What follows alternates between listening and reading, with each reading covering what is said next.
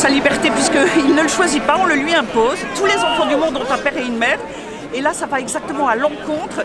Et donc, vraiment, c'est quelque chose qu'on lui imposerait à l'évidence. En ce qui concerne l'égalité, eh bien, c'est aussi contraire à l'égalité parce qu'on créerait de nouvelles inégalités entre des enfants qui seraient privés de père, alors que tous les enfants ont un père et une mère. Donc, entre les enfants privés de père, volontairement, bien sûr, et les autres, qui parfois ne connaissent pas leur père, ne vivent pas avec eux, mais enfin, ils sont reconnus comme étant nés d'un père et d'une mère.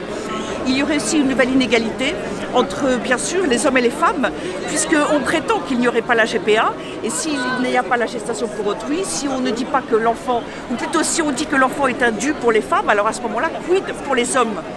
Et quant à la fraternité, elle est évidemment mise à mal quand une société n'est plus capable de voir que celui qui doit être protégé en tout premier, c'est l'enfant, qui dépend entièrement de nos décisions, nous, d'adultes.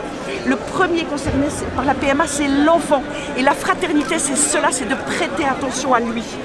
Et j'ajoute que s'il y a moins de paternité, il y a donc moins de fraternité, parce qu'évidemment la fraternité, elle vient du fait que nous sommes tous frères et sœurs, et donc vouloir effacer la paternité, ça a un sens évidemment immensément important.